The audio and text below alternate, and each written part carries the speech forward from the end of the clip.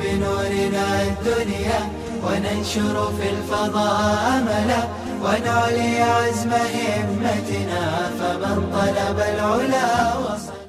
الرحمن الرحیم. احکام شرعیہ کے مقاصد اور اس کی علتیں اور حکمتوں کے سلسلے میں ماہرین کی آراء. امام ابن القیم الجوزی فرماتے ہیں کہ بعض افراد ایسے ہیں جو احکام شرعیہ کے علتوں کے کلی طور پر مخالف ہیں، اور ان کا کہنا ہے کہ اللہ رب العزت نے بندوں کو مختلف احکام کا مکلف کیا ہے. بندے کے لیے درست نہیں کہ وہ علتوں، حکمتوں اور مقاصد کی جستجو کرے، ہر حکم کو محض عبادت سمجھ کر کرتا رہے. دوسری ایک جماعت وہ ہے جو ہر حکم کی علت، حکمت اور مقصد کی ٹوہ میں لگی رہتی ہے. اگر حکمت نہ سمجھ میں آئے تو کھینچ تان کر حکمت کو اپنے ظن اور گمان سے. اور تیسری جماعت وہ ہے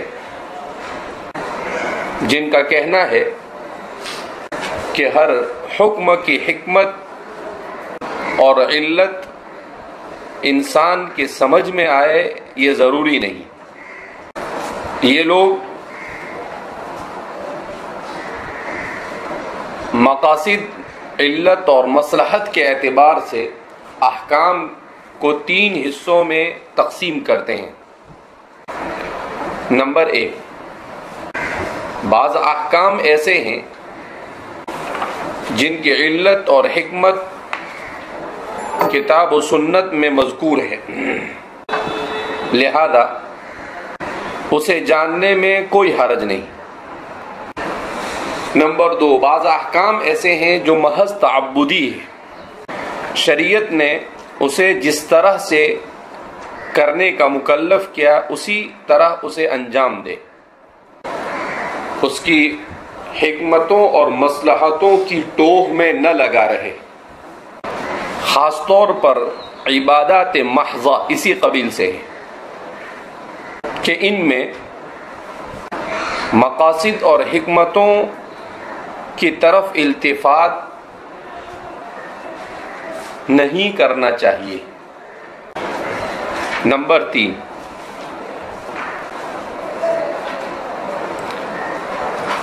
بعض احکامات ایسے ہیں جن میں علتیں، حکمتیں اور مصلحتیں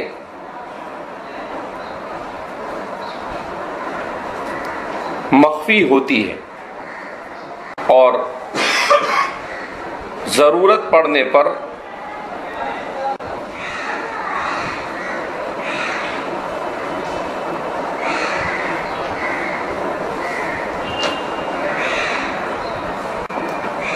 اس کے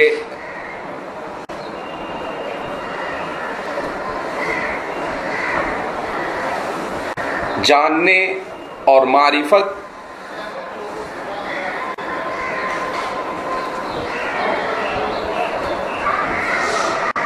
پر حکم کا مدار ہوتا ہے.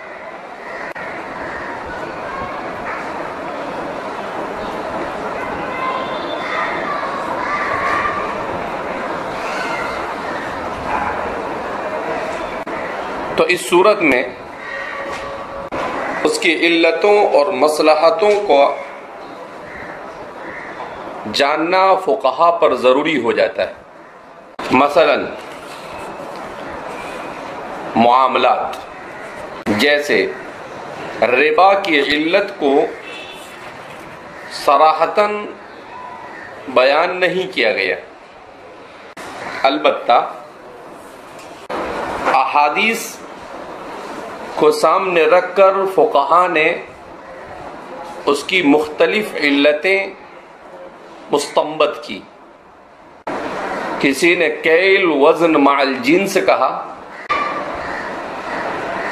کسی نے ثمنیت اور طعمیت کہا، تو کسی نے ادخار اور ثمنیت کہا.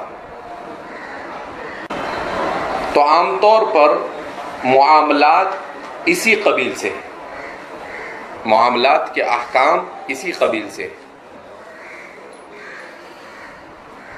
تو یہ بھی ایک اچھی بحث ہے مختصراً جس کو بیان کیا گیا کہ کچھ لوگ ایسے ہوتے ہیں کہ ہر چیز کے سلسلے میں علت، حکمت، مصلحت اور مقاصد کی ٹو میں لگے رہتے ہیں۔ اب ہر چیز کے بارے میں علت اور مصلحت، بولے رکوع کیوں، سجدے دو کیوں، قوما کیوں، سیدھے سیدھے پڑھ لینے بھیا۔ تو ہر جگہ کیوں نہیں چلتا ہے، ہر جگہ کیوں کرنے میں آدمی خود کیوں ہو جاتا ہے، ہر جگہ کیوں کرنے میں وہ خود کلی مشکک بن جاتا ہے۔ تو اس لیے ہر جگہ ٹو میں نہیں، جہاں سمجھ میں آ گیا ٹھیک ہے، جہاں سمجھ میں آ تو کیا کرو اس کو چھوڑ دیا۔ کچھ جگہ ایسی ہوتی ہے کہ جہاں پر ان چیزوں کے جاننے کی ضرورت ہی نہیں ہوتی، جیسے عبادات ہے تو عبادات کے باب میں آدمی عبادتیں کر لے، اب اس میں ڈھونڈتا بیٹھے ہر جگہ پر کیا یہ اشہد ان لا الہ الا اللہ میں انگلی کیوں اٹھانا، درود شریف کیوں پڑھنا، تو یہ سب غلو ہے۔ عبادات میں تو صرف ابتغاء اللہ کو راضی کرنے کے لیے سیدھا عبادت کرنے کا، 5 نماز، فجر کی نماز فجر میں کیوں، ظہر کی ظہر میں کیوں، عصر کی عصر میں کیوں، سیدھے پڑھ لینے بھیا۔ اللہ رب العزت نے انسان کے لیے اسی اوقات کو مناسب سمجھا تو کہہ دیا، تو اس لیے فرماتے ہیں کہ اس طریقے سے ضروری ہے کہ، اور تیسرے وہ چیزیں ہوتی ہے کہ جہاں پر علتوں اور حکمتوں کا جاننا ضروری ہوتا ہے، اس کے بغیر کام چلتا نہیں ہے۔ جیسے معاملات کہ شریعت نے اس کو چھوڑ دیا ہے کیونکہ اللہ کو معلوم تھا کہ قیامت تک معاملات طرح طرح کے آئیں گے، اگر ان کی علتوں کو، ان کی حکمتوں کو، ساری چیزوں کو بیان کر دیا جاوے تو اجتہاد کے دروازے بند ہو جاتے، تو اس کو چھوڑ دیا کہ بھئی اس کو آپ غور و فکر کرو اور قیامت تک آنے والے مسائل کیا کرتے رہو، حل کرتے رہو۔ تو اس طریقے سے شریعت نے پوری شریعت کو علت اور حکمت کے ارد گرد کہیں بیان کیا، کہیں چھوڑ دیا، اور کہیں پر اجتہاد کے لیے دروازہ کھول کر رکھا۔ تو یہ ہماری شریعت ہے جس نے بیلنس باقی رکھا، جس نے کیا باقی رکھا ہے، بیلنس باقی رکھا۔